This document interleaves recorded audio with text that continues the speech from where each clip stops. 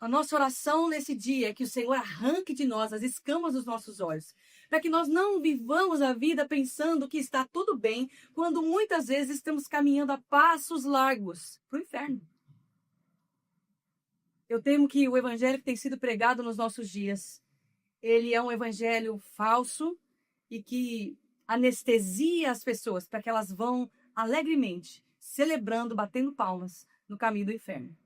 Mas, se nós queremos caminhar pela porta estreita, se nós queremos enxergar como o Senhor enxerga, então nós precisamos passar pela porta das ovelhas. Nós precisamos passar por Cristo, nós precisamos contemplar o horror da sua cruz, nós precisamos ver o Cordeiro de Deus dilacerado, moído pelas nossas transgressões, como está escrito em Isaías 53, e nós precisamos compreender, a porta está aberta e o convite ainda está feito. Nós precisamos subir.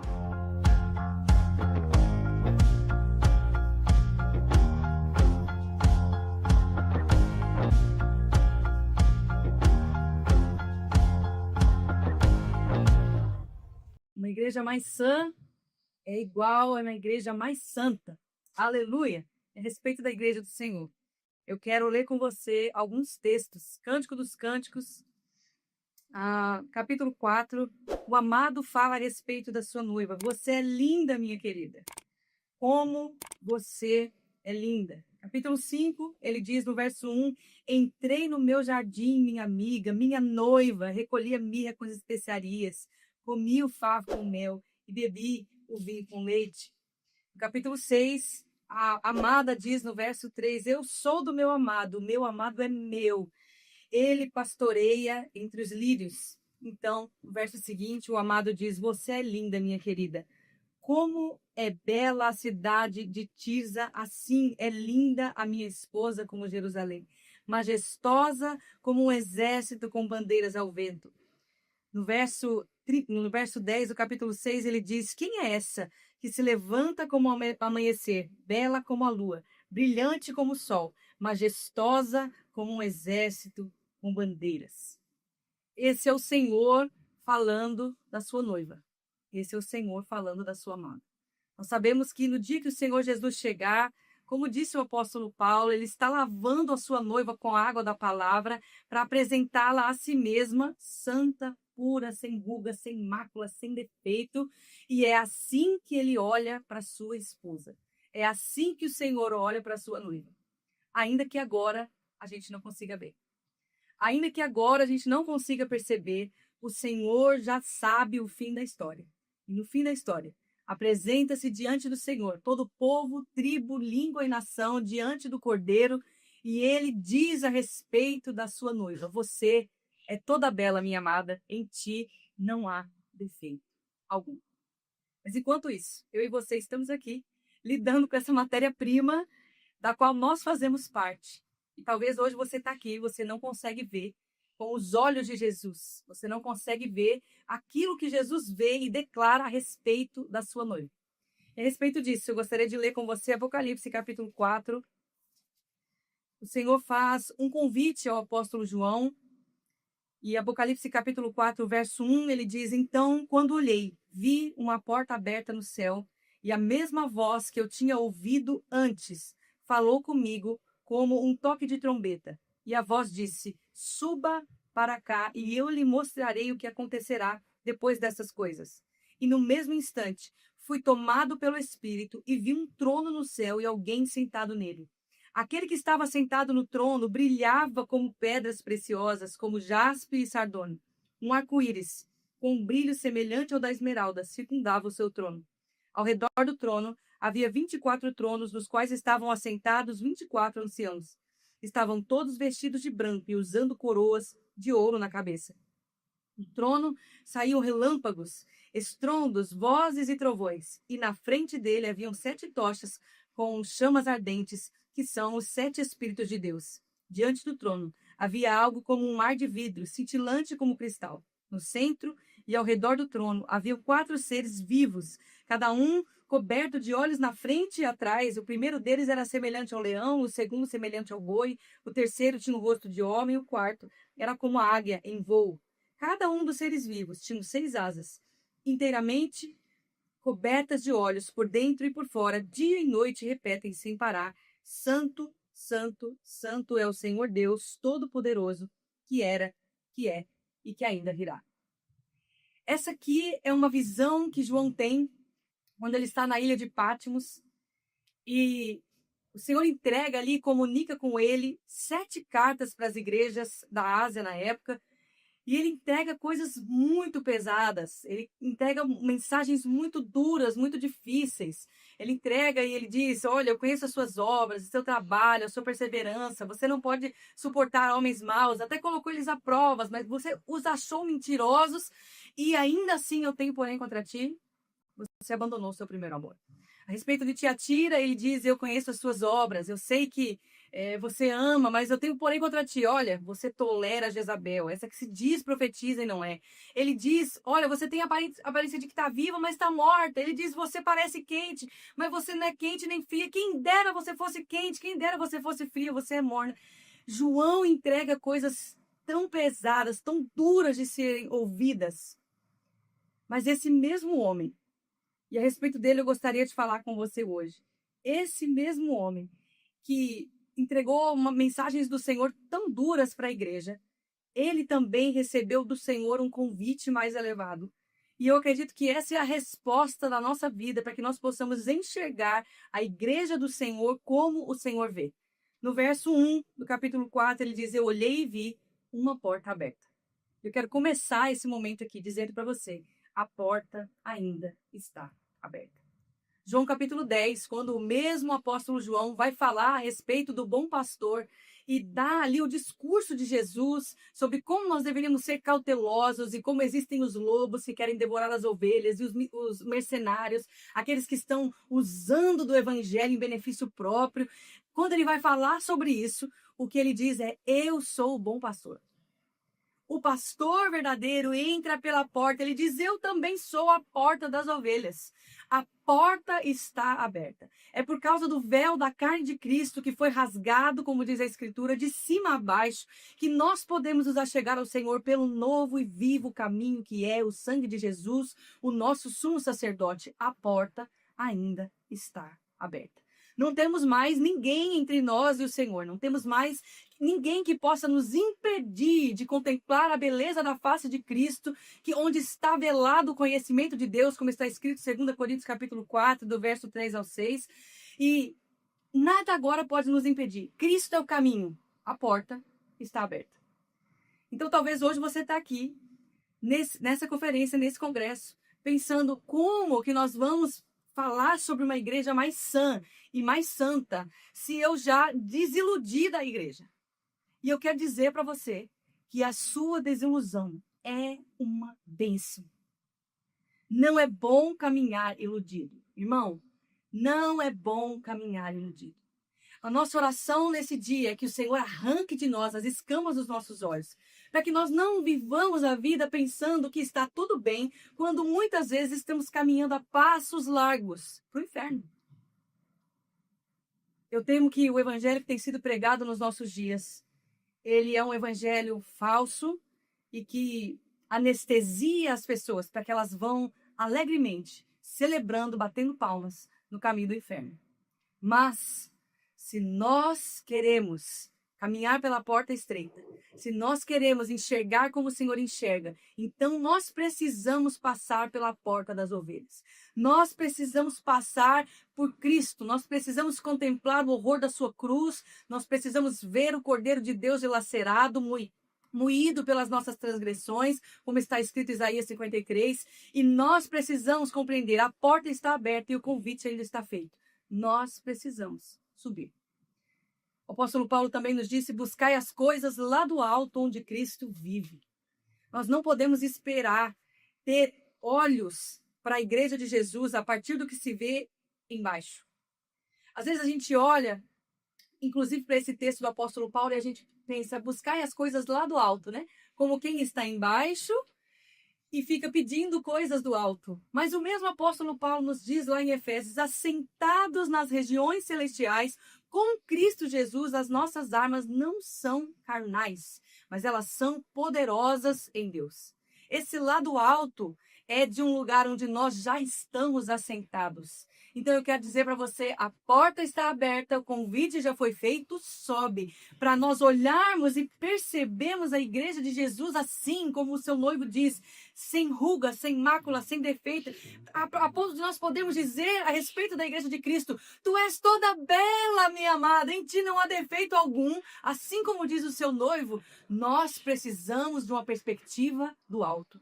Nós precisamos olhar como Cristo olha. Nós precisamos ver como Cristo vê. Acontece que quando João sobe nessa visão, a Bíblia diz que ele foi tomado pelo Espírito. Irmãos, as coisas espirituais, como disse o apóstolo Paulo, se discernem espiritualmente. Você pode olhar para a igreja do Senhor com olhos carnais e você pode pensar, não tem jeito. Você vai dizer... são escândalos para todos os lados, são mentiras para todos os lados, são falsos profetas, falso evangelho. Tem muita coisa que penetrou no meio da igreja de Jesus e agora não tem mais jeito. Mas aí é você olhando com olhos carnais, porque Lucas, a palavra de Deus vai nos dizer, para Deus, nada é impossível. Quando nós estamos olhando e respondendo a esse convite, passando por essa porta, existe uma maneira correta. E João diz, tomado pelo Espírito de Deus. Nós não podemos esperar olhar para a noiva de Jesus a partir de olhos humanos. E eu não estou falando da noiva de Jesus, a instituição do CNPJ, eu estou falando dessa noiva gloriosa, formidável como um exército com bandeiras, preparada para a guerra, armada até os dentes. Essa que a Escritura diz que as portas do inferno não prevalecerão contra ela, porque é Cristo, o próprio, que está edificando a sua igreja. E não se preocupe, tudo que ele começa, ele termina. Tudo que ele põe a mão dá certo. Ele não perde. Jesus ainda tem o domínio da história. Isaías, quando nós vamos olhar para a maneira que Deus decide revelar o seu plano, e ele diz, como que nós vamos comparar quem são verdadeiros e quem são falsos? Então ele dá o segredo. Quem foi o Deus que revelou as coisas que vão acontecer no fim, desde o começo? Se existe alguém, então me diga. Só ele. Só o Senhor é capaz de dizer qual é o fim da história. E ele já disse qual é o fim da história. A sua noiva vai ser apresentada diante de si. Um dia nós estaremos assentados nas bodas do Cordeiro. E olha para o Cordeiro casar, ele casa com uma noiva sem ruga, sem mácula, sem defeito. Então nós sabemos, se esse dia está marcado como cremos e sabemos que está. Então essa noiva vai chegar à plenitude do conhecimento de Deus, à medida de Cristo, à estatura do varão perfeito, como nos diz em Efésios. Eu quero dizer para você que nós precisamos dessa perspectiva do Espírito. Não adianta nós olharmos para a igreja como quem está procurando os seus defeitos. Nós precisamos ser aqueles que vão olhar para a igreja de Jesus como quem está tomado do Espírito de Deus. E então nós veremos que essa obra que o Senhor começou, ele é fiel e vai completá-la até o dia de Cristo. A outra coisa que acontece, depois que ele vê essa porta aberta e escuta essa voz que o convida para subir, ele é tomado pelo Espírito. Então a Escritura nos diz que ele viu um trono no céu e alguém assentado nele. Deixa eu te dizer, tem um homem hoje assentado no trono do céu. Esse homem tem ainda suas cicatrizes. E a respeito disso, quero te falar uma coisa muito importante. Muitas pessoas pensam que quando nós estamos falando sobre a igreja, a gente tem que ignorar as feridas que estão sendo causadas, a gente tem que colocar as coisas por debaixo do tapete, porque de repente pode causar um escândalo tão grande que vai envergonhar o nome do Senhor. Deixa eu te explicar uma coisa. O nome de Cristo é inabalável. O nome do Senhor Jesus é o nome sobre todo nome. Ele o recebeu do Pai. O Pai lhe deu um nome sobre todo nome. Não pense que os nossos pequenos escândalos, que a gente acha que são coisas grandiosíssimas, não pense que esses escândalos são capazes de abalar a estrutura do nome de Jesus. Nada no mundo pode roubar a dignidade do nome de Jesus. O nome que ele recebeu e a autoridade que ele recebeu não foram humanas, vieram do Pai. E nada pode sacudir a autoridade do nome de Jesus. Então, meu irmão, deixem vir os escândalos. Deixe que o Senhor abale mais uma vez tudo aquilo que pode ser abalado. Deixe que o Senhor sacuda mais uma vez tudo aquilo que pode ser sacudido. Porque as coisas que são passageiras, que são temporárias, que são vãs, vão queimar. E nós vamos apresentar diante dele pedras preciosas, ouro. Nós vamos apresentar diante dele obras que permanecem. Deixa a palha queimar. Ele olha e ele vê alguém assentado no trono. E esse alguém assentado no trono, ele não diz que é um leão, mas ele diz é um cordeiro.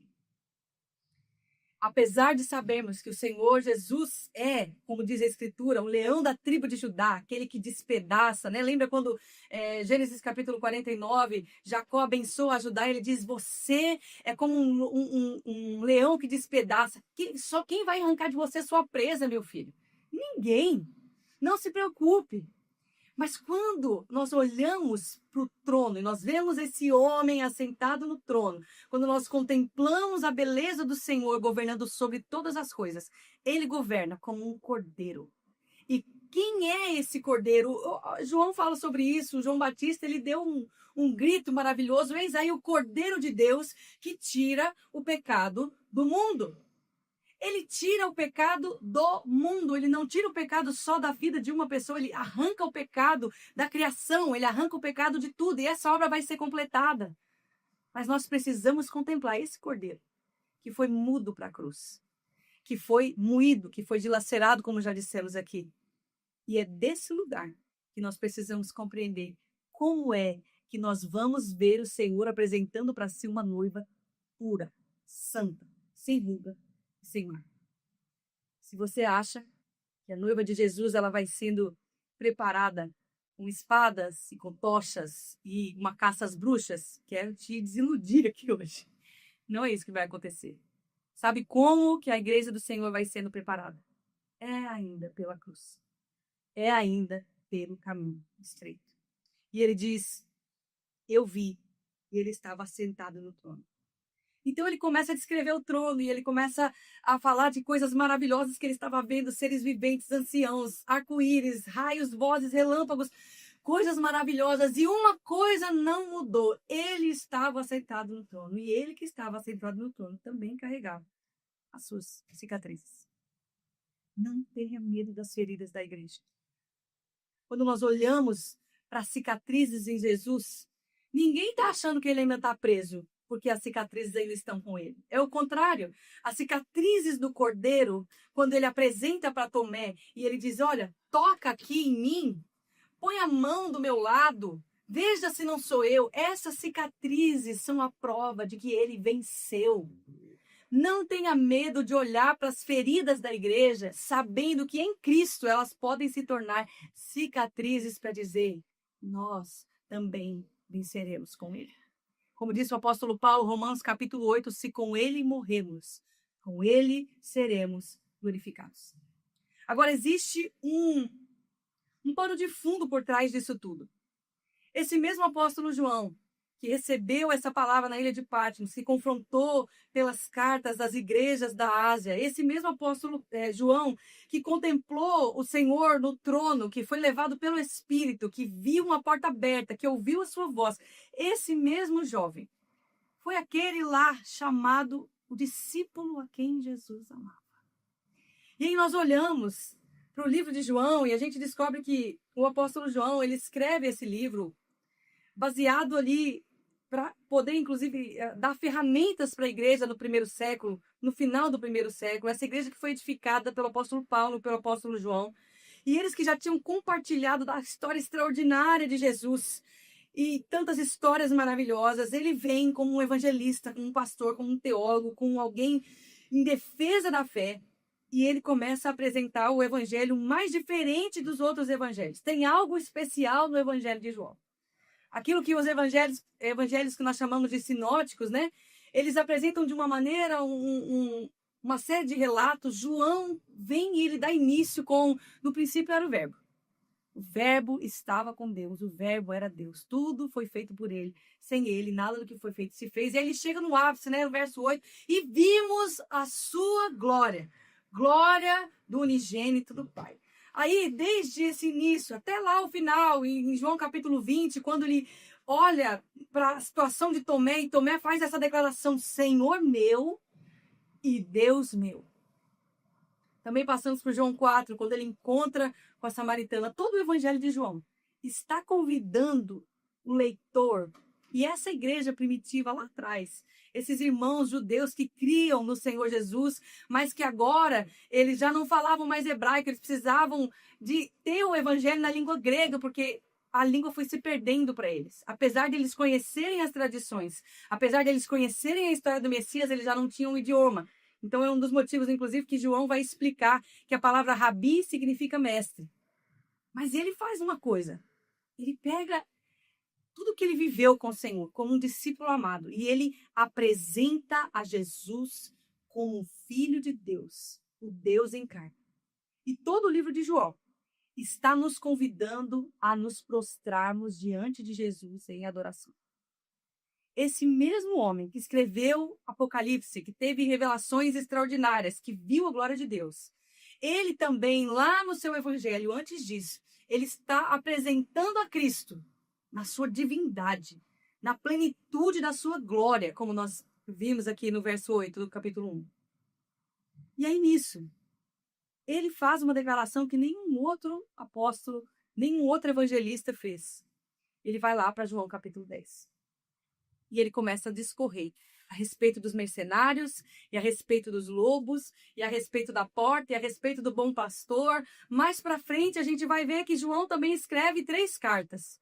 E as 3 cartas que João escreve, ele só escreve para confrontar falsos ensinos e falsos profetas, falsos mestres. A gente vê isso em 1 João com o Cirineu, que ele vem com uma ideia de que Jesus havia sido um homem normal, que tinha nascido de Maria e José, que não era virgem na cabeça desse homem, e ele traz essa heresia dizendo que Jesus era esse homem normal, que recebeu um tal de Cristo, que não era ele, como uma pomba sobre ele, e aí esse Cristo meio que incorporou nesse Jesus normal, e ele, na hora de morrer, foi embora, e quem morreu foi Jesus, e o Cristo ficou. E aí João vem na sua primeira carta, e ele dá ali uma ordem, ele fala, todo aquele que não reconhece que Cristo é o Filho de Deus, esse aí tem o Espírito do Anticristo. Ele vem, o discípulo amado que encostou a cabeça no peito de Jesus e ouviu os segredos de Jesus, aquele que ficou, ainda que capengando, dormindo lá na hora de vigiar, aquele que não fugiu da cruz e que ficou aos pés da cruz junto às mulheres, esse que tinha grande consciência do amor do Senhor, ele não se omitiu diante dos falsos ensinos. Irmãos, às vezes nós podemos ter a falsa ideia de que se nós ficarmos quietos com relação aos abusos, às faltas, aos pecados que vemos na igreja, isso significa muito amor. Mas isso é o oposto. Se você é omisso com relação à igreja de Jesus, ou se você ignora aquilo que está acontecendo que não condiz com o caráter de Cristo, na verdade, o que te falta é revelação do Cordeiro. Porque o discípulo que mais compreendeu o amor de Cristo, o discípulo, o único que ficou aos pés da cruz, o único que encostou a cabeça no peito de Jesus e o único, inclusive, que teve a revelação do dia do Senhor da maneira que teve, ele se levantou e todas as vezes que ele tinha algo para dizer era: irmãos, cuidado com os falsos ensinos, cuidado com os falsos profetas. Sabe uma outra coisa interessante? Que nós, às vezes, queremos ser muito bem educados, isso é muito bom.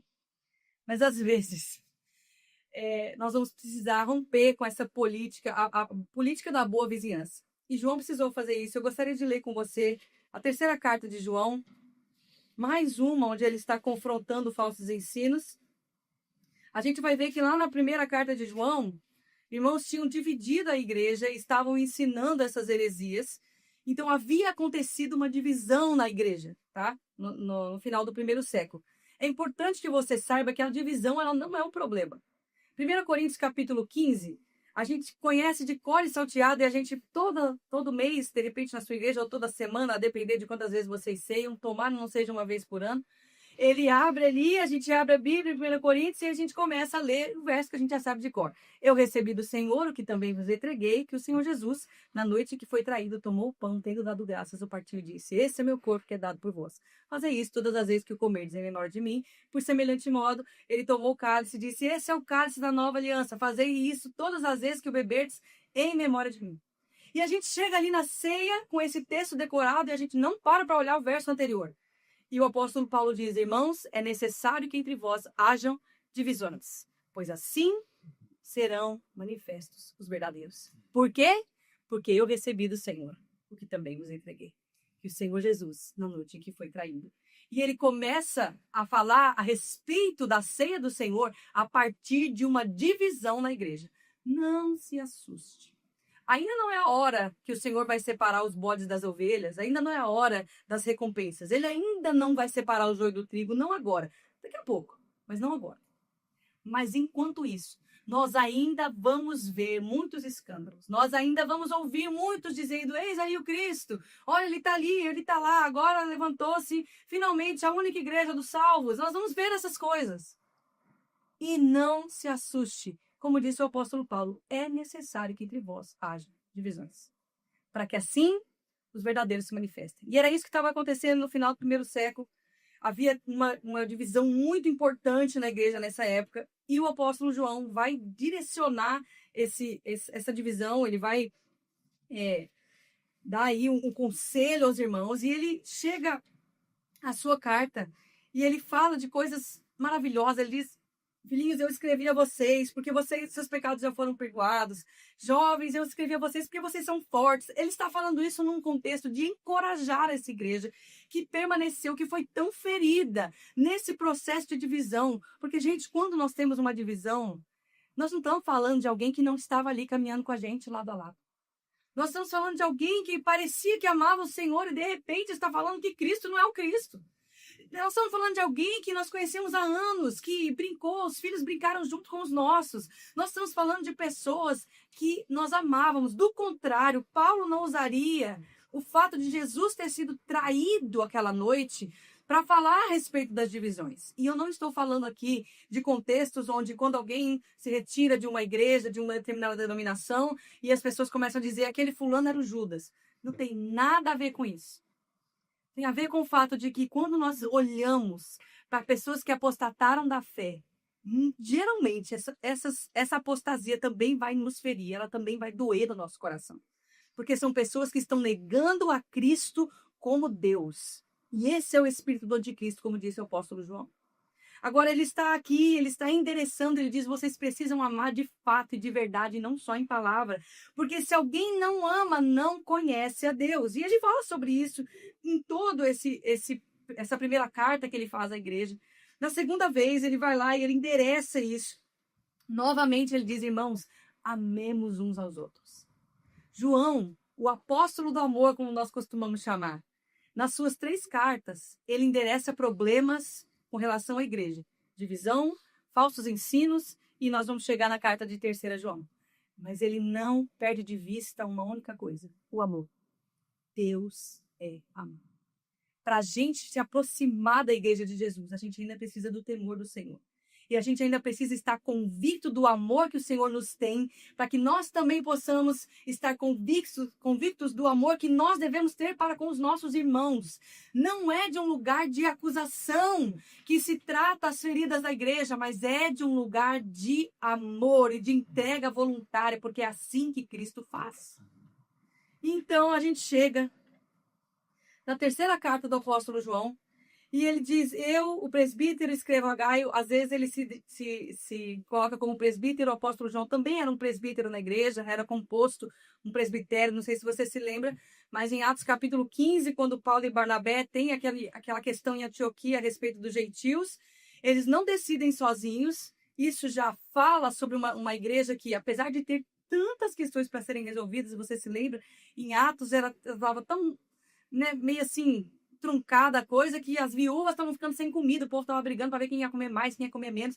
Então, há feridas que são feridas causadas por lobos, por falsos profetas, e há as dinâmicas naturais da igreja, de gente lidando com gente. A gente precisa aprender a separar essas coisas.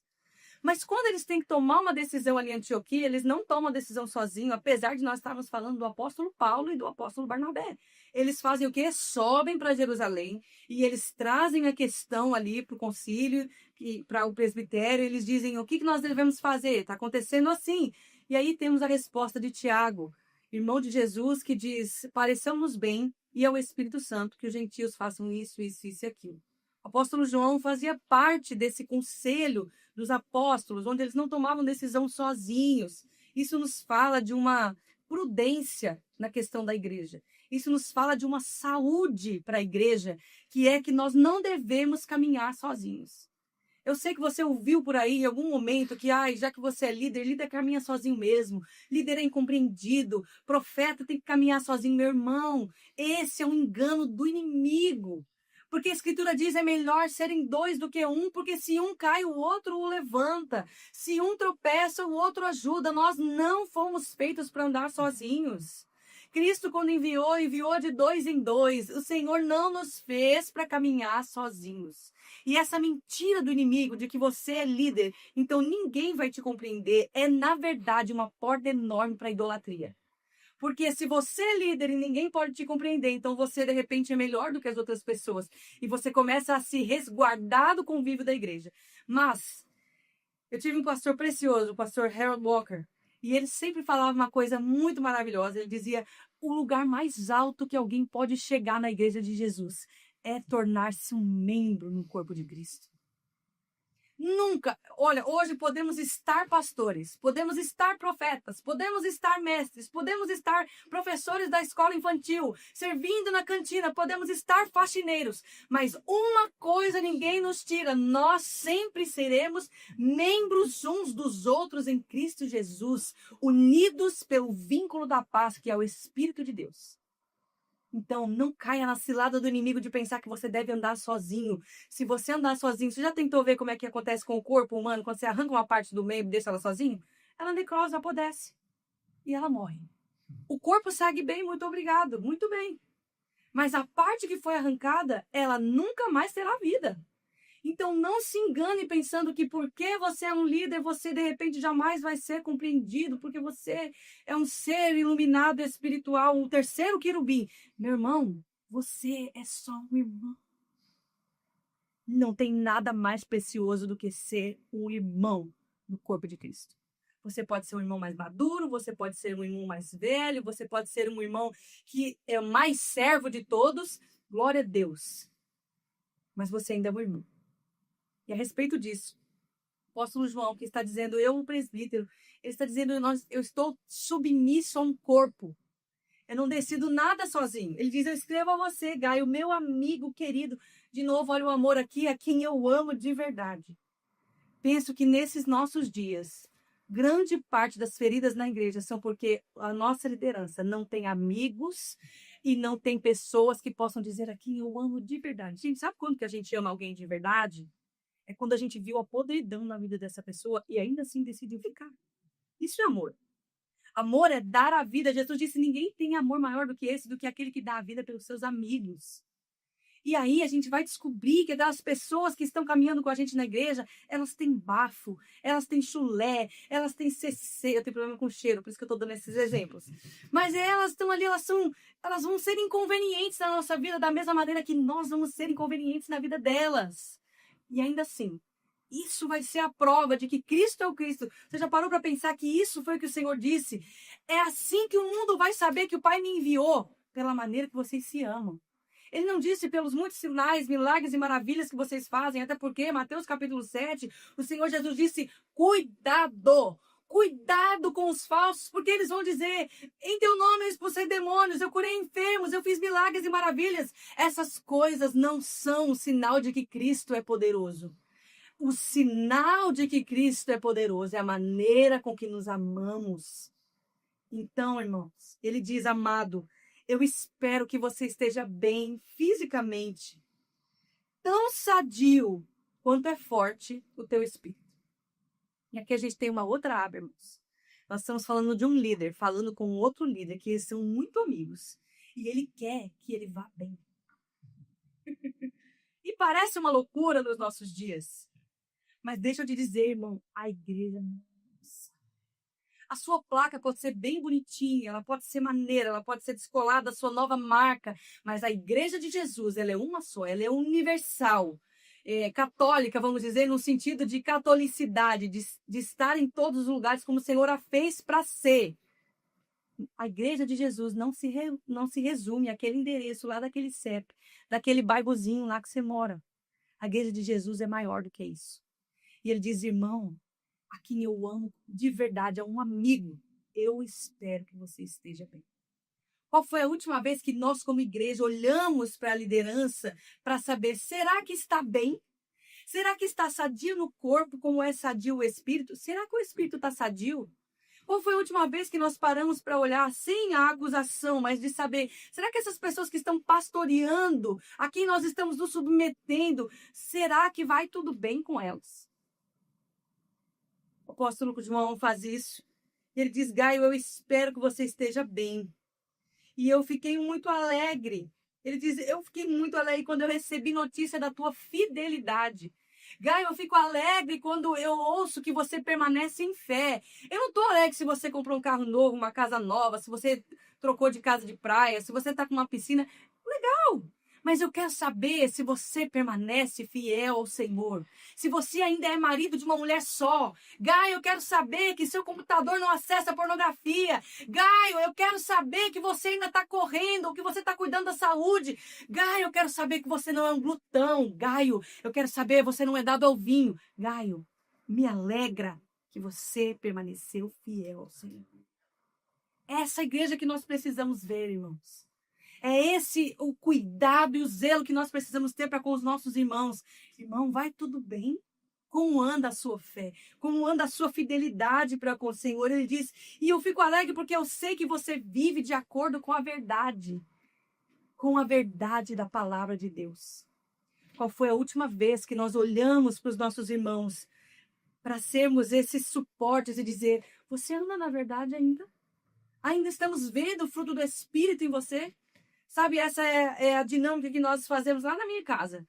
Eu e meu marido, antes de sermos marido e esposa, nós somos irmão e irmã em Cristo Jesus. Então, toda semana, pelo menos, ou máximo a cada 15 dias, surge a pergunta, meu bem, você ainda vê o fruto do Espírito em mim? Ainda tem amor, alegria, paz, longanimidade, bondade, benignidade, mansidão, domínio próprio, paciência.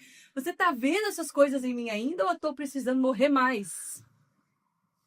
Será que nós estamos ainda?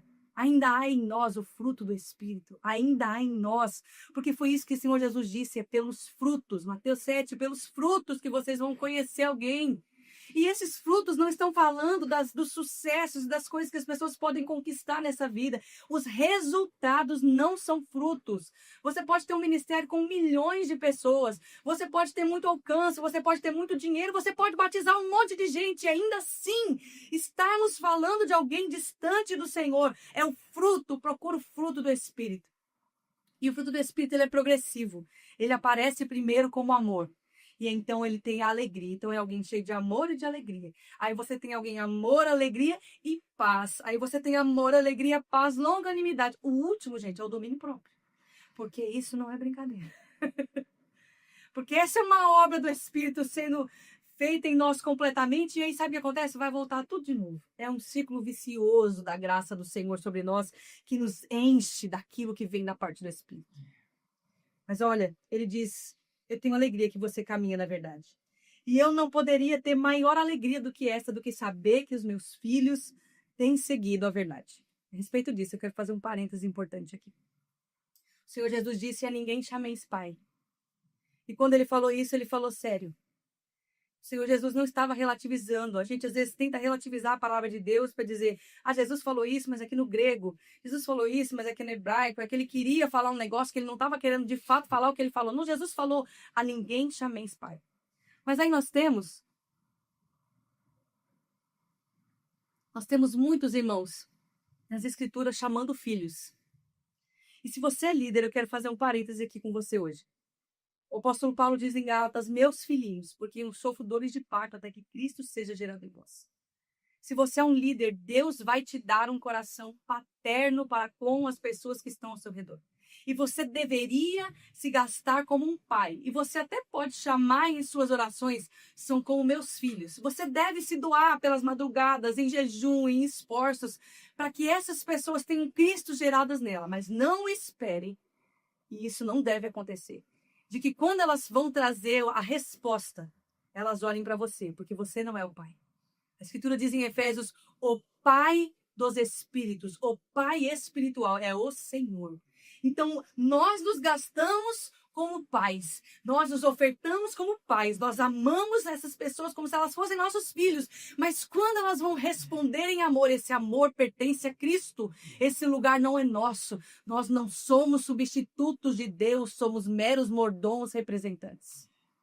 Então ele diz, e ele pode dizer, Gaio, eu tenho muita alegria de saber que um filho meu anda na verdade. Eu te amo como a um filho, mas a ninguém chameis pai, a não ser o Senhor que está no céu. Então, ele faz um incentivo. E ele diz assim para Gaio, amado, você é fiel quando cuida dos irmãos que passam por aí. Embora não os conheça. Olha que coisa linda, a igreja universal do Senhor, que passa pessoas por ali, por aquela cidade, a ponto de Gaio cuidar dessas pessoas, ainda que não os conheça, porque elas estão em Cristo. Então tá tudo bem. E aí ele diz, eles falaram à igreja daqui a respeito da sua amizade afetuosa. Gente, como é difícil hoje nós encontrarmos cristãos cuja amizade é verdadeira e afetuosa. Isso devia ser a coisa mais natural da nossa vida, porque é assim que nós demonstramos que Cristo é o Senhor. E ele disse, eu peço que continue a suprir as necessidades dele de modo agradável a Deus, pois eles viajam a serviço do Senhor e não aceitam coisa alguma dos que são de fora, bem diferente dos nossos dias. Eles não aceitam coisa alguma dos que são de fora, só dos que são da fé. Mas ele diz, olha, assim nós mesmos devemos sustentá-los, a fim de que nos tornemos seus cooperadores quando eles ensinarem a verdade. Escrevi a carta, vão lá. Olha o que vai acontecer agora, João faz. Então, João confronta o gnosticismo lá da primeira carta de João. A segunda carta, ele está falando ali sobre essa questão de eles dividirem a igreja e estarem fazendo confusão e vão permanecer no Senhor. E agora, na terceira, ele diz, eu escrevi à igreja sobre isso. E ele não esconde o nome da pessoa que está fazendo a coisa errada. A gente quer ser muito polido, a gente quer ser muito correto. E aí a gente diz, não vou citar nomes, porque não importa. Importa, irmão, importa. Paulo, quando vai dizer quem foram as pessoas que apostataram da fé, ele diz, Alexandre me deixou lá. Ele me enganou. Aqui, João, da mesma maneira, ele diz, Diótrefes, que gosta de ser o mais importante. E aqui eu gostaria de falar com você 5 coisas que nós precisamos observar nos nossos dias, para que nós possamos ser uma igreja mais sã, para nos tornarmos uma igreja mais santa, a fim de que isso resulte na resposta do clamor do Espírito que está clamando junto com a igreja, Maranata, vem Senhor Jesus. E ele diz, eu escrevi à igreja sobre o fato de que nós devemos sustentar e nós devemos dar o suporte para aqueles irmãos que estão propagando o evangelho. Eles não são mercenários, eles não aceitam recursos daqueles que não são da fé. Nós deveríamos nos tornar participantes do ensino da verdade. E eu escrevi a respeito disso. Mas Diótrefes, ele gosta de ser o mais importante. Essa é a primeira coisa que nós precisamos olhar no nosso meio. Irmãos, ninguém deveria ter maior primazia no nosso meio, senão Cristo. Se nós temos alguém no nosso meio e essa pessoa precisa ser a mais importante, nós precisamos olhar para as Escrituras, porque isso é um grande sinal de alerta. Jesus disse na ceia, você se lembra disso, ele tira a sua túnica, ele amarra uma toalha na cintura, pega uma bacia com água e ele vai lavar os pés dos discípulos e ele diz, vocês vão fazer o mesmo. Se vocês querem ter parte comigo, eu vou lavar vocês e vocês vão lavar os outros. O objetivo da nossa vida é agradar ao nosso Senhor. O apóstolo Paulo fala isso para Timóteo. Nenhum soldado em serviço se envolve com as coisas dessa vida, porque ele busca satisfazer aquele que o arregimentou. Nós estamos em serviço e o nosso serviço é para nosso Senhor e não podemos querer os lugares de primazia, porque ele pertence a Cristo. Se te falta uma bacia ou uma toalha, se você se ofende quando alguém te trata como servo, nós temos um problema. Quer saber se alguém é um servo de verdade? Trata ele como um servo. Porque se ele se ofender, ele não era um servo. Mas se ele era um servo de verdade, então ele serve com alegria. E Jesus disse, maior é aquele que serve. Queremos ser grandes? Glórias a Deus. Sejamos grandes no lugar certo. Sejamos grandes naquilo que é eterno. Vamos acumular tesouro onde a traça não corrói, onde a ferrugem não destrói, onde o ladrão não rouba. Vamos pegar numa bacia uma toalha. Diótrefes estava querendo impedir que a carta do apóstolo João chegasse na igreja, para que os irmãos não dessem suporte a outros crentes. Mas João fala assim, ô Diótrefes, ele pensa que ele é alguma coisa. Ele quer ter a primazia, ele quer ser o mais importante. Irmãos, e eu quero dizer isso para você com temor do Senhor, está escrito, não foi eu que disse, o apóstolo João, pelo Espírito Santo. Nós não deveríamos ter no nosso meio submissão a homens que querem ser importantes. Nós já temos o homem mais importante. Não se submeta a pessoas que querem a primazia na igreja de Jesus. Jesus é Deus, ele já está sentado no trono. A igreja já tem dono, já tem um cabeça. Nós nos submetemos àqueles que têm do Senhor autoridade verdadeira e essa autoridade os faz servir. Essa autoridade os faz morrer, essa autoridade os faz amar. Essa autoridade faz com que as pessoas digam deles, vocês são tontos, vocês são tão mansos que o povo passa em cima de vocês. Fala, é isso mesmo. É isso mesmo, estamos acumulando tesouro em outro lugar. Mas Diótrefes queria ser o mais importante. E mais uma coisa, ele se recusa a nos receber. Essa é a segunda coisa. Diótrefes, ele queria ser o mais importante, e a segunda, ele se recusa a receber o ensino apostólico, irmãos. Nós estamos falando aqui de homens cheios do Espírito Santo que caminharam com Jesus, cujas palavras tornaram-se para nós canônicas. Isso não se repete mais, o cânon está fechado. Mas ele está dizendo aqueles que não recebem aos ensinos dos apóstolos, cuja escritura chama de fundamento. Nós estamos vivendo hoje a nossa fé segundo o fundamento dos apóstolos e dos profetas, como diz a Escritura, cuja pedra angular é Cristo, a pedra de esquina que sustenta todas as coisas. Mas ele está dizendo, Diótrefes não recebe o ensino apostólico. Irmãos, qualquer um que relativize as Escrituras, qualquer um que não se submeta à palavra apostólica da Bíblia, aos profetas e apóstolos que já estão aqui revelados pelo Senhor, não deveria ser ouvido. A outra coisa que ele disse, quando eu relatarei algumas coisas que ele tem feito, bem como as suas acusações maldosas sobre nós. Essa é a terceira coisa.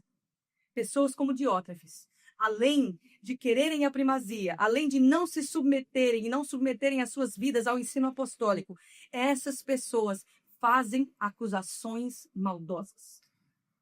Elas fazem acusações mentirosas. Elas nunca têm boas coisas para dizer sobre um irmão. É sempre alguém que não presta. É sempre o irmão que fez alguma coisa errada. Elas nunca erram. Irmão, se você está caminhando com um crente e esse crente nunca errou, ele nunca assume que ele teve um problema, suspeito que essa pessoa não seja crente. Ele diz, ele está fazendo acusações maldosas. Cuida dos ouvidos. Grande parte das feridas na igreja se dão, sabe aonde, irmãos? Na maledicência, na fofoca, nas acusações infundadas. Que um fala com o outro, que fala com o outro, e a pessoa que estava envolvida não estava nem sabendo. Irmãos, nós precisamos olhar para essas coisas que nós estamos vivendo hoje. Já estava aqui a resposta. Nós só estamos sofrendo porque a gente parou de olhar para a Escritura. Então ele faz acusações maldosas. Você tem alguém que quer primazia, que não se submete a nada, a ninguém, a igreja de Jesus, a palavra da verdade, a Escritura se aplica a todo mundo menos para ele. Para você negue-se a si mesmo, tome a sua cruz. Para mim, eu serei cabeça e não cauda, e eu vou governar. Veja bem. Irmãos, se nós temos essas pessoas e elas fazem acusações maldosas, você acha mesmo que é à toa que quando o apóstolo Paulo vai falar com Tito e com Timóteo sobre a descrição de como deveria ser a liderança bíblica, você acha que é por acaso que diz ali, não pode ser maledicente? Nós estamos olhando para a Escritura e escolhendo como se fosse um cardápio qual é a parte que a gente vai querer comer. Mas a Escritura deixa ali pronto quais são as coisas, são todas as coisas. Só tem uma delas, que é caráter de capacidade. que é ser apto para ensinar. O resto é tudo caráter. Tudo. Tudo a obra do Espírito em alguém. Mas a Escritura não está dizendo assim, olha, se ele for marido de uma só mulher, não for violento, já dá. Não, irmão, não. É uma lista inteira. Ele tem que ser marido de uma só mulher, não pode ser violento, não pode ser dado ao vinho, não pode ser maledicente. É isso mesmo, não pode falar mal das pessoas. Não pode ser fofoqueiro, irmão. Isso é uma questão de caráter para aquele que é o líder, porque isso fere profundamente a igreja de Jesus. 6 coisas Deus abomina: mãos que derramam sangue inocente, pés que caminham apressadamente para o mal, o avarento. Ele vai falando sobre 6 coisas. E olha, ele põe um assassino, hein? Mãos que derramam sangue inocente. Mas ele termina, ele fala: a 7ª Deus abomina. Para Deus, pior que um assassino é alguém que coloca contenda entre 2 irmãos. Nós precisamos de volta do temor do Senhor ao nos aproximarmos da sua igreja e dos nossos irmãos. Mas a gente lê o texto e pensa, aquele que toma o cálice e come do corpo indignamente sem discernir o corpo. A gente sabe o que a gente pensa? De novo, num evangelho individualista, deixa eu discernir o que eu fiz. Se eu pequei essa semana, meu irmão vai se converter. Se a Escritura diz, o próprio João fala sobre isso, aquele que diz que não tem pecado faz de Deus mentiroso, como se eu pequei. Não, a Escritura está dizendo, se você não discerne o corpo não é você, irmão, o corpo são os outros. Se você não se assenta na mesa do Senhor e percebe o seu irmão, então há um problema grave. Você pode ser réu do sangue de Cristo. Você pode ser réu do corpo de Cristo porque você não discerniu, não percebeu o corpo de Cristo ao seu redor, as necessidades, o amor que faltava, de repente uma conta de luz cortada, de repente uma comida que não tinha, ou um relacionamento quebrado. É nossa responsabilidade olharmos e discernirmos o corpo de Jesus como igreja. Mas Diótrefes faz acusações maldosas. A 4ª coisa, ele não apenas se recusa de acolher os irmãos. Gente, essa é a 4ª coisa que faz Diótrefes. Ele se recusa a receber quem é diferente dele. Ele não recebe esses irmãos. Esses irmãos que estão indo pelo mundo e pregando o evangelho, ele está lá. Não, mas aqui na minha igreja funciona assim. E eu não vou receber quem pensa diferente. Não, eu sou calvinista. Não, mas eu sou arminiano. Então eu não sento nem com um nem com o outro. Irmãos, apóstolo Paulo disse, não é à toa que muitos de vocês morreram cedo ou estão doentes. Você sabia que ceia mata? Ceia mata, irmão. Se você faz isso sem discernir o corpo, sectarizando o corpo de Cristo, está tudo bem, nós temos olhares diferentes e abordagens teológicas diferentes, desde que nós concordemos a respeito dos fundamentos, né? Basicamente o credo apostólico, que crê que Jesus Cristo veio em carne, crê que ele nasceu da Virgem Maria, crê na igreja de Jesus, crê no Santo Espírito, crê na Trindade, crê em um batismo, crê que Jesus vai voltar e vai governar sobre toda a terra. Amém, irmão? Então é isso. Se pode ou não pode fazer tatuagem, não deveria ser uma coisa que nos impede de sentar à mesa juntos. E Diótrefes estava ali, sem receber aos irmãos que eram diferentes. Só que a Escritura nos diz que Deus atua na sua multiforme sabedoria e graça. Ele tem muitas formas que nós não somos capazes de entender. Você vai ouvir aqui de mim hoje, mas você também tem vários outros irmãos que têm várias outras expressões e tem uma porção de Cristo que eu não tenho. Você tem uma porção de Cristo que eu não tenho, da qual preciso. Eu me lembro que, desde pequena, o meu sonho maior na minha vida, e era isso, foi assim, foi cantando isso que eu fui batizado no Espírito Santo, que eu recebi o dom de línguas e recebi o Espírito Santo sobre mim, foi maravilhoso, foi aquela coisa linda, e eu estava cantando, eu quero ser também como Jesus. Sabe o que eu fiz? Infância e adolescência, eu me enfiei no meu quarto, eu comi a Bíblia, e eu quero ser como Jesus, e eu me isolei do mundo, e eu quero ser como Jesus, e eu não ia tomar um café com ninguém, porque eu quero ser como Jesus, e aí eu ia pro culto de segunda a segunda, porque eu quero ser como Jesus. Aí um dia eu chego em Efésios capítulo 4, até que todos cheguemos à medida de Cristo, ao pleno conhecimento de Deus, à estatura do varão. Tem algo de Cristo que eu não conheço sem os meus irmãos. Aí eu tive que fazer o caminho inverso. Irmãos, vamos tomar um café. Irmãos, vamos sentar junto. Irmãos, vamos... Não, hoje eu não vou. Hoje eu não vou no culto, porque hoje eu vou lá na sua casa. Existe uma porção de Cristo no outro. Mas se nós estamos como Diótrefes, que se recusa a receber os irmãos, são irmãos. Nós estamos perdendo a revelação de Jesus Cristo no nosso mundo. E isso para a igreja do Senhor é muito danoso. E a última coisa, ele diz, não só se recusa a acolher os irmãos, mas também impede que outros os ajudem e ainda os expulsa da igreja. Jesus amado, esse moço. Oh, Senhor.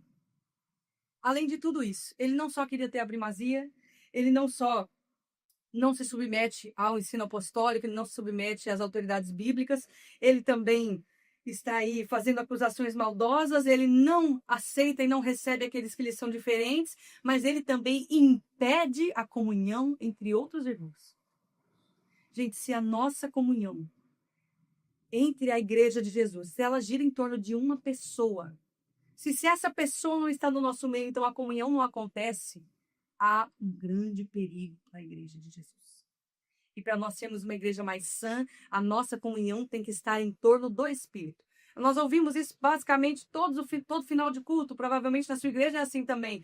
O amor de Deus Pai, a graça do nosso Senhor Jesus Cristo e as comunhões do Espírito Santo sejam com todos vós. Alguns lugares vão dizer as consolações. É a mesma coisa. A comunhão, a consolação só se dá pelo Espírito de Deus. Não é se eu gosto da mesma banda que você, não é se a gente gosta de comida japonesa ou de churrasco, não é se a gente vai no mesmo clube. A igreja não é o clube. Sem o Espírito Santo, então nós não temos vida. Foi porque o Espírito desceu em Pentecostes que fez sentido o lado de Jesus ser partido, tanto quanto foi o lado de Adão lá atrás. Mas sem o sopro de vida do Espírito, nós somos só um corpo morto, andando. E ele impedia que os irmãos tivessem comunhão. Não só não recebia, como também não permitia que ninguém mais recebesse. Para que nós tenhamos uma igreja mais sã, mais santa, nós precisamos estar em comunhão uns com os outros. E foi esse apóstolo João que amou o Senhor Jesus, que recebeu do Senhor Jesus. Ele tem a visão final. E ele diz, naquele dia não haverá mais choro, não haverá mais pranto, não haverá mais dor, as primeiras coisas terão passado. À medida que nós olhamos do alto, à medida que nós contemplamos a igreja de Jesus da maneira que ele enxerga, então nós podemos ser participantes e receber a coroa que está reservada, como disse o apóstolo Paulo, agora eu estou sendo derramado como libação e a mim está reservada a coroa da justiça, mas não só para mim, como para todos aqueles que amam o dia do Senhor. Se você ama o dia do Senhor, mas não está disposto a ser um agente de cura para a igreja do Senhor, suspeito que você não ama o dia do Senhor. Mas se você ama o dia do Senhor, existe uma coroa de justiça. Veja, é uma coroa de justiça. Os atos de justiça dos santos estão subindo ao Senhor. E isso precisa começar dentro da igreja. Nós não podemos negar a justiça em detrimento do amor. O amor é justo. Deus é amor. E Deus é justo. É bíblico que nós olhemos para as feridas da igreja. É bíblico que nós olhemos para aquilo que não está certo. É uma atitude de amor que nós denunciemos e tragamos luz para aquilo que está escuro e nós possamos confrontar o pecado e façamos isso tudo em amor. É bíblico. À medida que nós conhecemos mais a Cristo, essa é a medida que nós teremos coragem para denunciar falsos ensinos, falsos profetas e amarmos a igreja de Jesus, enxergarmos ela como ela é de fato. Lá no final, no Cântico dos Cânticos, que eu gostaria de encerrar esse momento aqui com você, lendo esse texto.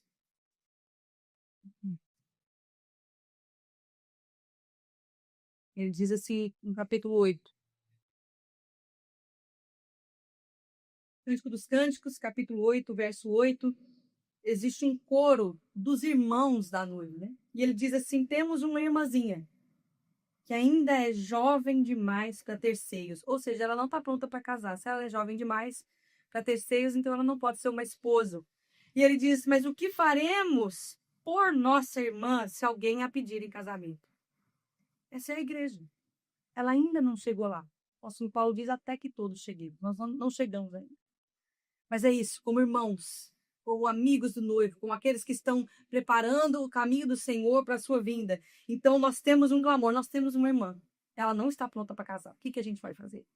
Então ele diz, se ela for um muro, nós a protegeremos como uma torre.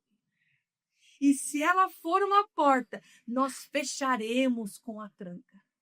Nós somos responsáveis por sermos esses guardadores do corpo de Cristo, não como aqueles que vão ser omissos e fingir que nada está acontecendo e abafar os problemas. Ao contrário, aqueles que vão jogar luz e vão apontar para Cristo, porque Ele é a luz do mundo e Ele vai fazendo surgir, borbulhar tudo aquilo que está imundo, tudo aquilo que está sujo, tudo aquilo que está podre, porque à medida que isso sai, Ele está purificando a sua igreja. E tudo isso, como diz a palavra, pela água da palavra.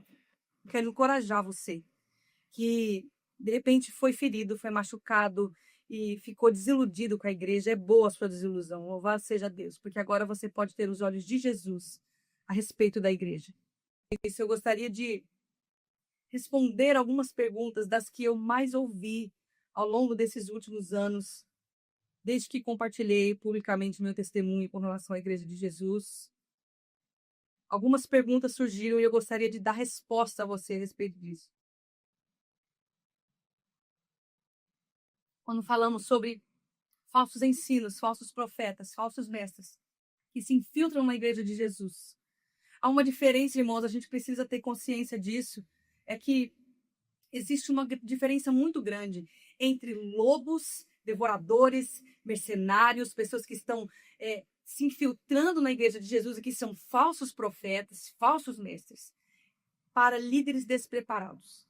São coisas diferentes. E a gente precisa olhar isso pelos olhos das Escrituras, porque uma coisa é um líder despreparado que faz coisas ruins e que tem consequências terríveis, e isso é um problema nosso como igreja, porque se nós temos líderes despreparados em posição de liderança, é porque nós escolhemos nos submeter a essa liderança despreparada, não ouvindo o que diz o Senhor a respeito de como as lideranças devem acontecer. E temos as feridas causadas por lobos, por falsos profetas, por mercenários. Isso são duas coisas diferentes. Mas no fim das contas, terminamos com pessoas feridas. E aí, eu gostaria de me endereçar a você que foi ferido. Você que foi machucado, você que foi, assim, moído dentro desse contexto da igreja de Jesus. Quando nós olhamos para a história de Sara e Abraão, nós vemos um homem que recebeu uma promessa de Deus, o patriarca, né? Um homem cheio de fé. Esse homem tinha uma escrava. Sara, matriarca, mãe de Isaac, a partir de onde veio aí a nação de Israel. E depois, como a Escritura vai nos falar a respeito de nós mesmos, nós, no Espírito, somos filhos de Abraão. Essa mulher teve uma escrava. Essa mulher fala para o marido dela ir lá e dormir com a escrava. Não importava a escolha da escrava.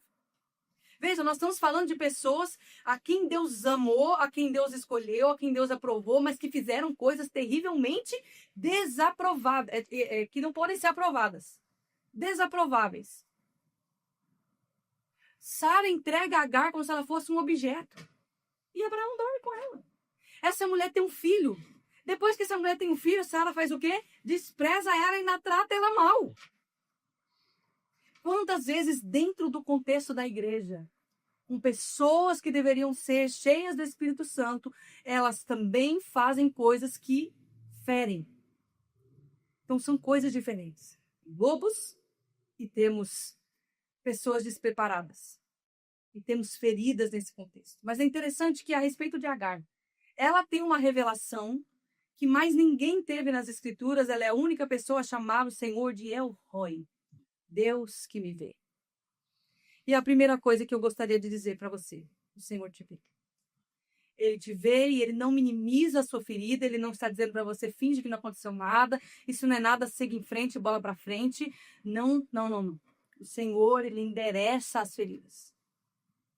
E ele supre as necessidades. Ela pensou que ela ia morrer, o tamanho da gravidade da coisa que fizeram com essa moça. Ela e o seu filho ainda foram enxotados depois. Pensa. Mas o Senhor aparece para ela. E o Senhor provê para ela e sacia a sua sede e faz dela um povo e glorifica o nome do Senhor na vida dela também. Então eu quero dizer para você que se você foi ferido nesse contexto, seja por um lobo devorador, por um mercenário ou ainda que por lideranças despreparadas, dentro do contexto da igreja, o Senhor te vê. E de repente tem uma pergunta aí dentro de você, que eu inclusive ouvi muitas vezes em tom de deboche, mas eu acredito que é uma pergunta que ela merece ser respondida. Como que alguém pode se submeter a uma coisa absurda dessa? E eu quero dizer para você que talvez se fez essa pergunta. Como que eu me submeti a isso? Como que alguém pode se submeter? Se você não sabe das barbaridades que podem acontecer dentro do contexto religioso e dentro do contexto da fé, eu quero dizer para você que você devia se inteirar um pouco melhor. Mas a segunda coisa é que quando nós falamos desse lugar, nós estamos falando de um lugar mais difícil, da situação mais podre na vida de um ser humano, o lugar mais baixo que ele pode chegar na vida dele, que é estar longe de Deus. Então imagine o cenário, a pessoa está longe de Deus e alguém apresenta Cristo para essa pessoa. É natural que você tenha uma admiração, um respeito. Afinal, Deus usou essa pessoa para te apresentar o Cristo Salvador da sua vida. Você estava condenado eternamente e agora você está salvo por causa de Cristo. Você vai ter sim um coração grato. O problema é quando nós lidamos com essas pessoas e ao invés de eles fazerem o que é maduro e apontar para Cristo, eles vão trazendo para si o benefício próprio, que é basicamente a definição do mercenário. O mercenário nem sempre está pregando um falso evangelho, ele só está tirando um lucro para si mesmo do evangelho que ele pregou. Às vezes o que você ouviu era bíblico, mas a ação não era bíblica de te devolver para Cristo. Então, como alguém pode se submeter a isso? Simples, você foi apresentado ao Senhor por essa pessoa, que era responsável por te apontar para Cristo. Uma vez eu vi uma definição do que é abuso. Abuso é tudo aquilo que você coloca sobre alguém que ela não estava pronta para carregar. Ou é tudo aquilo que você não coloca sobre alguém e que ele estava pronto para carregar. Ambas as situações, nós estamos falando de abuso. Então, de alguém que já deveria caminhar com as próprias pernas no Evangelho e olhar para as Escrituras e tomar suas decisões e ouvir a voz do Senhor e trazer esse discernimento no corpo de Cristo, mas não é feito, isso é um abuso. Ou você pega um bebê na fé e joga ele no meio dos leões e fala, se vira, isso também é um abuso. Como alguém pode se submeter a isso? Nós estamos falando da alma humana. Nós estamos falando do lugar mais precioso do coração de alguém, que é o seu vínculo com Deus. Então, a respeito disso, eu gostaria de falar, você não precisa caminhar com culpa. É muito natural que as vítimas de abuso, a primeira resposta é culpa. Porque é tão absurdo que essas pessoas vivem, que elas pensam, então eu devo ter feito alguma coisa para isso acontecer, porque não faz sentido. E de fato não faz sentido, mas eu quero dizer para você, Romanos capítulo 8, agora já não há nenhuma condenação para aqueles que estão em Cristo Jesus, porque a lei do Espírito da vida em Cristo Jesus te livrou da lei do pecado e da morte. Não há condenação para quem está em Cristo. A outra coisa que eu quero te responder é onde Deus estava. Onde Deus estava quando você viveu todas essas feridas, todas essas coisas no meio desse contexto, onde Deus estava. Deus estava no mesmo lugar, assentado no seu trono. A questão é que agora não é a hora das recompensas. Agora não é a hora das recompensas. Mas esse Deus assentado no seu trono, ele não é um Deus indiferente. A Escritura nos diz que ele é um homem de dores, que sabe o que é padecer. Ele compreende. Nós não temos um sumo sacerdote que não possa se compadecer de nós, porque em tudo ele foi tentado, mas sem pecado. Ele se compadece de nós. Então, onde Deus estava? Deus estava lá com você. Deus estava naquela mesma situação. Deus estava na ofensa, e Deus estava na sua dor, e Deus estava na ferida, e Deus ainda está agora na cura. Mas agora não é a hora dos recompensas. Não se preocupe. Ele vai chegar e ele vai dar a cada um, segundo as suas obras, segundo as intenções dos seus corações, porque está escrito aquele diante de quem todas as coisas são patentes aos olhos. Ele vai recompensar. Seja para uma coisa, seja para outra. Mas Deus ainda te vê. sobre as palavras proféticas que você pode ter recebido nesse contexto e sobre o chamado que estava envolto no meio de tantas coisas abusivas, eu quero dizer para você, você tem um chamado que ninguém pode te roubar, conhecer a Cristo. E existe uma palavra profética mais suprema do que todas as outras. Aqui já está o seu destino. Você não precisa se preocupar. Ninguém, ainda que tenha orado por você e dito, eu retiro todas as bênçãos que você recebeu, eu retiro as palavras proféticas que você recebeu nesse lugar, e eu retiro a sua cobertura espiritual, meu irmão. Ainda que você tenha ouvido que você vai ser amaldiçoado, eu quero dizer para você, Efésios, a Escritura já nos disse, Efésios capítulo 1, verso 14, que em Cristo Jesus, Ele nos abençoou com todas as sortes de bênçãos nas regiões celestiais. Ninguém pode condenar você se Cristo já te recebeu. Quem tentará a acusação contra o ungido do Senhor? É Deus quem justifica. Sabe quem é o ungido do Senhor? É Cristo. E se você está em Cristo, não há acusação. O ungido do Senhor não é aquele fulano, aquela fulana. O ungido do Senhor é Cristo. Ele é a resposta. E se você está em Cristo, está tudo bem. Outra coisa que eu quero te responder, que é uma das coisas que as pessoas mais me perguntam, é como eu vou fazer agora para confiar numa liderança nova? Como é que faz? Depois que você sofreu um tanto de trem de alguém que usou o evangelho de Jesus para enganar você, como é que você faz para confiar de novo? Eu quero, a respeito disso, falar para você, Mateus capítulo 7. Jesus disse, cuidado. Ele disse, cuidado. Às vezes a gente pensa que porque alguém usa a palavra da verdade, a gente tem que confiar e acabou. Então eu quero fazer um incentivo para você. Não confie cegamente em ninguém. Tenha cuidado ao se aproximar de novas relações. Tenha cuidado sim, isso não é um problema. Jesus mandou ter cuidado. Mas aí você vai ali encontrar uns irmãos. E aí esses irmãos você pode começar a abrir o seu coração. Sabe o que vai acontecer? No começo você pode ter uma crise de ansiedade, aí você entra num contexto, parece que alguém falou uma coisa muito parecida. Veja, se for tudo muito parecido. Olha, tem olho de porco, focinho de porco, rabinho de porco é porco. Vai embora. Agora não, você parece uma situação que você viveu que te lembra uma outra situação que te gera um gatilho. Vai desensibilizando. Vai ali, continua. E aí você vai descobrir, você vai colocar isso em oração, porque o Senhor é fiel, Ele escuta, muito pode, pela sua eficácia, a oração do justo em seus efeitos. Então vai colocando diante do Senhor, pede para o Senhor pessoas confiáveis, o Senhor conhece quem elas são. E aí você vai aos poucos, não vai trazer a sua vida toda confiando. Cuidado! Mas vai aos poucos e confia. E vai lá e toma um café. E permite que o corpo de Cristo toque na sua ferida. E aí vai doer, porque você já tentou mexer em ferida que está aberta? Dói mesmo. Sangra mesmo. Mas às vezes precisa limpar, entendeu? E aí vai sangrar um pouco mais, aí tira o pulso, aí faz outra bandagem, aí inflama, às vezes infecciona. Vai dar certo. Mas você vai confiar de novo. Mas confie com cuidado. A outra coisa que acontece muito, sabe o que é? É que você serviu tanto como um escravo. E aí você fala, agora eu quero saber de cuidar da minha vida. Eu vou descansar, eu vou viajar, eu vou fazer tudo que eu não fiz.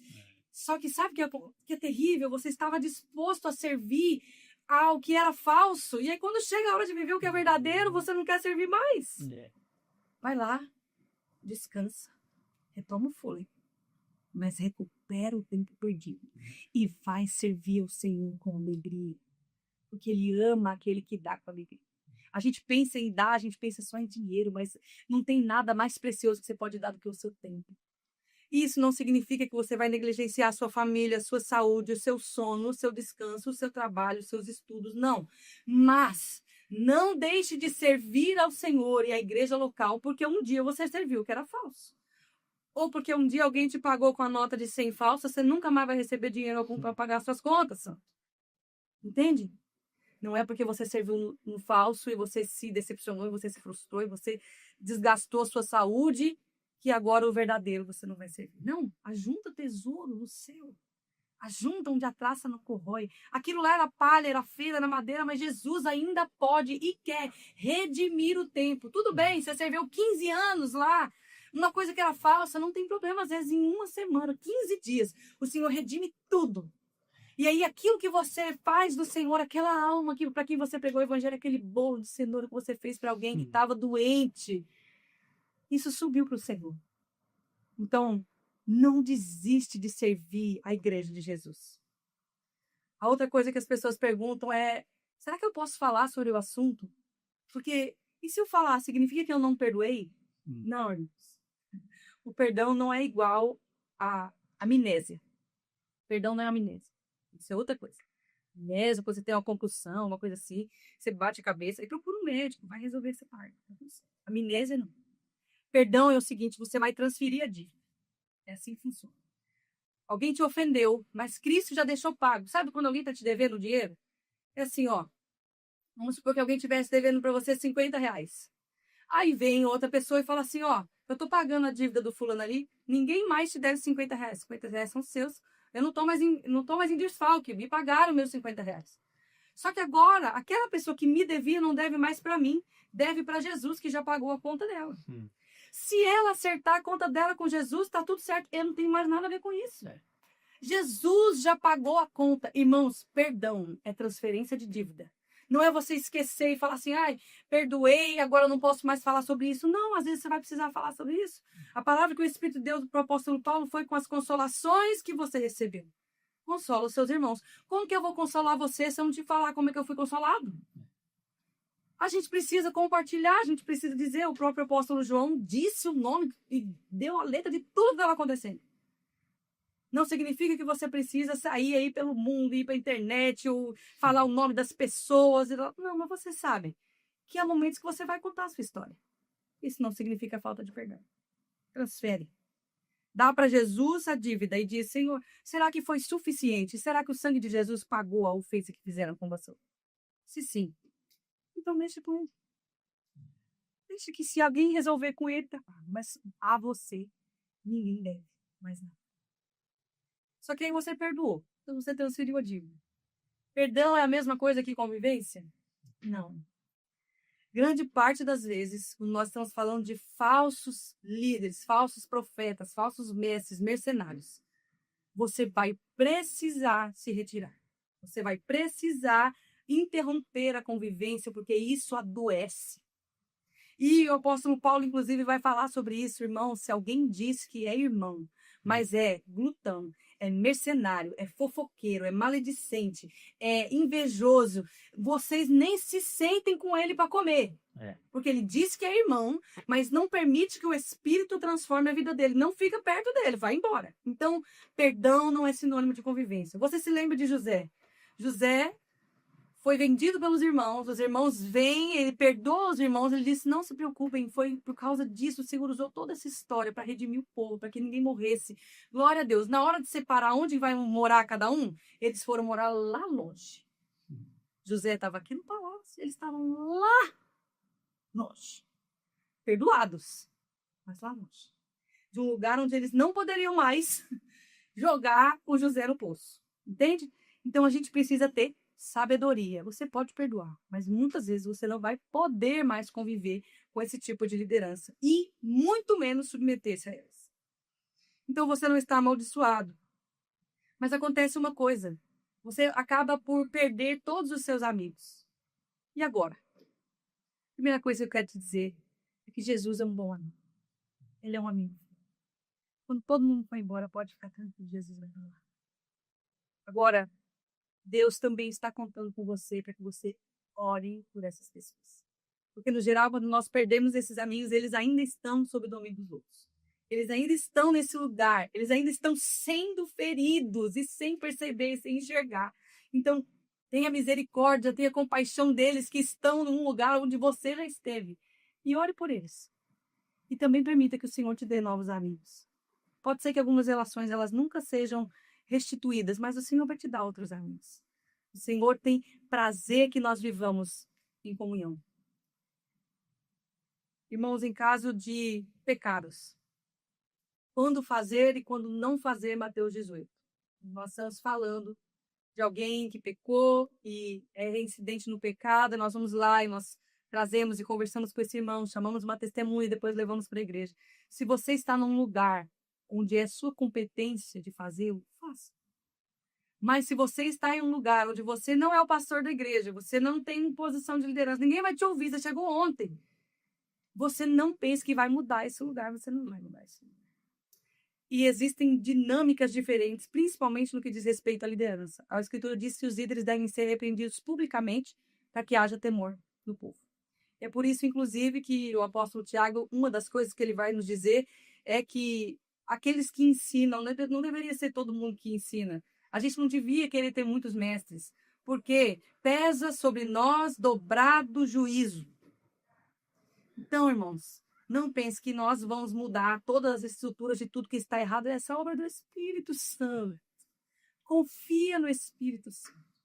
Mas aqueles que são seus irmãos, que caminham lado a lado, que eram com você, Mateus capítulo 18, vai lá e faz até o final. Em caso de crime, não liga para o pastor. Vai na delegacia e denuncia o crime. Depois você liga para o pastor. Quando já tiver denunciado, quando as provas já estiverem lá, mas eu não tenho certeza. Denuncia, esse é o papel da polícia. A polícia vai investigar. Você não é investigador, você é só um irmão que recebeu uma notícia e vai lá e denuncia o crime, e o resto não é sua responsabilidade. Você vai trazer escândalo para Jesus, você vai destruir a igreja de Jesus. Ninguém é capaz de destruir a igreja de Jesus, irmão. A igreja é dele. Ninguém é capaz de abalar o nome de Jesus. Já falamos sobre isso aqui. Ele já recebeu o nome sobre todo mundo. O que você faz, estou terminando, o que você faz com o trauma? Eu quero te dizer que a cura, às vezes a gente espera, muitas pessoas elas dizem que a cura vem com o tempo. Mas eu tenho aprendido que o tempo não cura nada. O evangelho cura. O tempo não tem a habilidade de curar ninguém. Mas o evangelho tem. E se você pode deixar o tempo passar e nunca olhar para essas feridas, e elas só se ficarem maiores e maiores e maiores. Então não espera o tempo, permite o evangelho. Agora também não força que o evangelho cure você de uma vez, porque a cura, quase que via de regra, ela vai vir em camadas.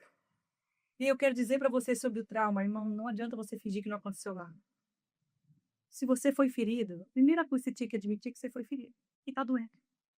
E aí você senta, e você chora, e aí você lamenta, é bíblico, o lamento é bíblico. Você lamenta, e você lamenta diante do Senhor, e você levanta suas orações, e você chora, pega um dia, chora tudo que você tem para chorar. E aí depois você fizer isso, levanta, lava o rosto.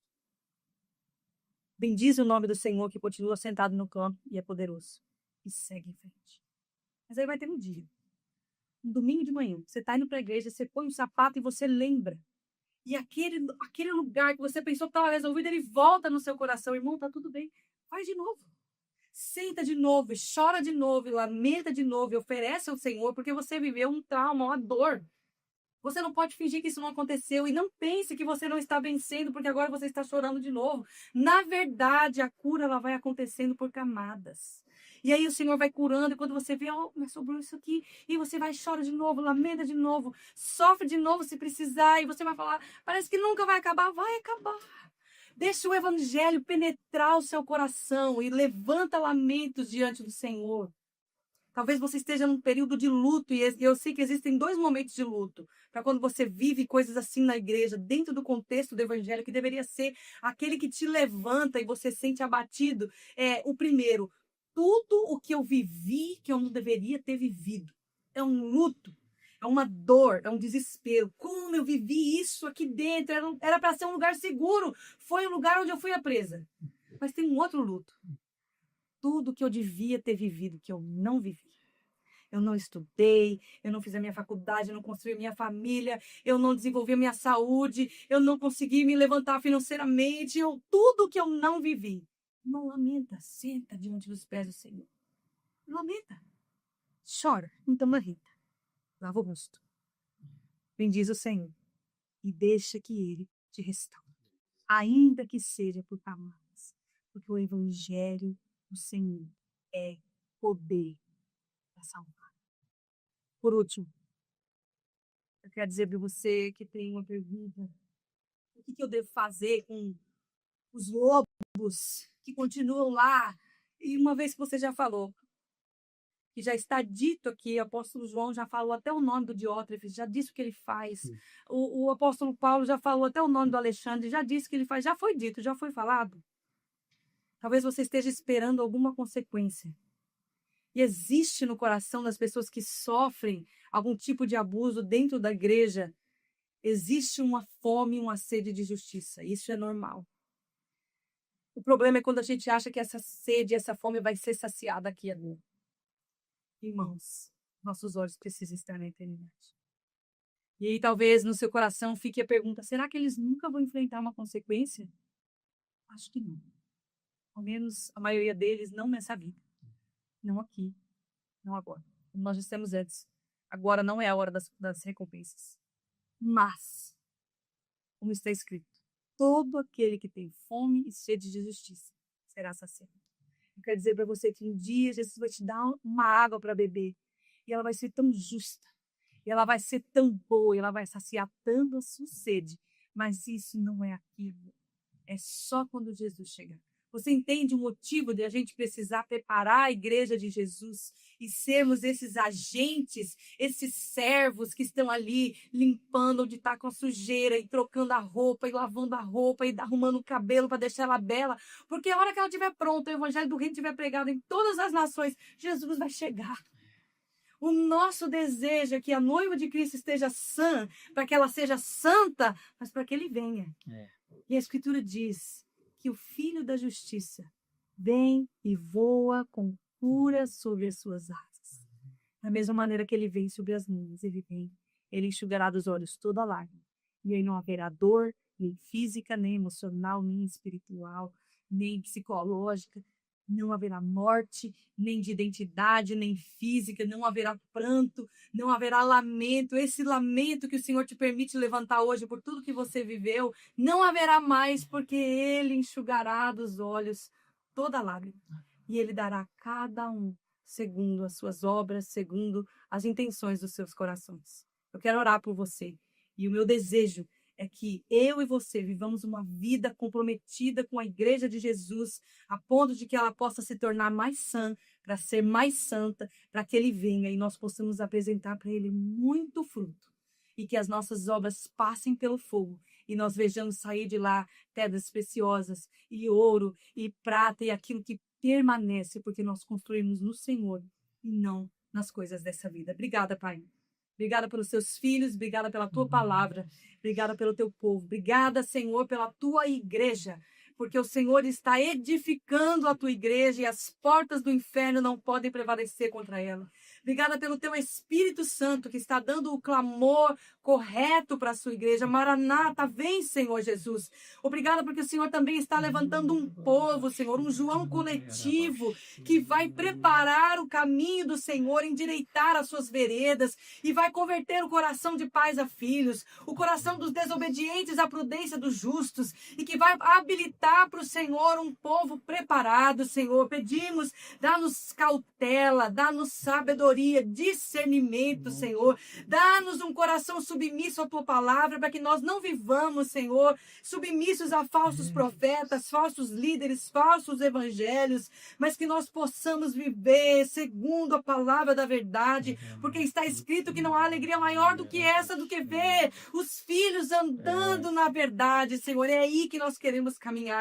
Senhor, pedimos agora mesmo por cada irmão, cada irmã que está nos ouvindo. Opera cura, Senhor, espírito de ressurreição e vida. Traz cura agora mesmo, Senhor. Vai e toca nos lugares mais profundos, Senhor. Sejam abusos físicos, abusos mentais, psicológicos, sexuais, Senhor. Opera tua cura pelo teu evangelho. O teu evangelho é para transformar. O teu evangelho é poderoso para curar. Nós cremos que aquilo que o Senhor está fazendo, essa obra que o Senhor começou, o Senhor vai completá-la. Completa a tua obra na vida da tua igreja, Senhor, em nome de Jesus.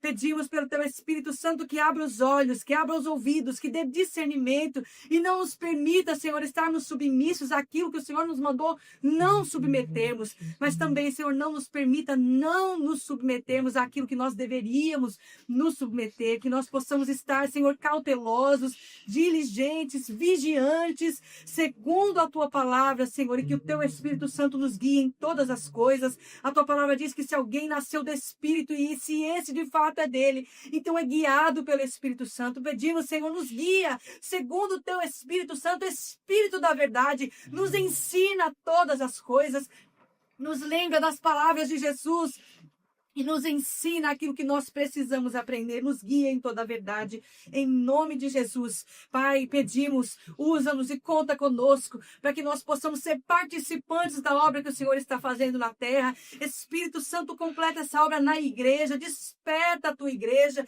desperta e desmascara os lobos, desmascara mercenários, Senhor. Traz arrependimento àqueles que estão ferindo o teu povo. Senhor, traz arrependimento àqueles que estão colocando irmãos contra irmãos, que não recebem da palavra da verdade, que têm sido sectários, Senhor, ao dividir a igreja de Jesus. E pedimos, Senhor, completa a tua obra, para que o Senhor apresente, como diz que vai fazer, uma igreja santa, pura, sem ruga, sem mácula, sem defeito, Senhor. Em nome de Jesus, confiamos na tua obra perfeita. E por isso já te louvamos e dizemos, bendito é o que vem em nome do Senhor. Bendito é o Senhor. Nós te louvamos e dizemos, vem, Senhor Jesus, vem. Queremos nos assentar à sua mesa. Estamos desejosos de comer essa ceia com o Senhor. Em nome de Jesus. Amém. Amém.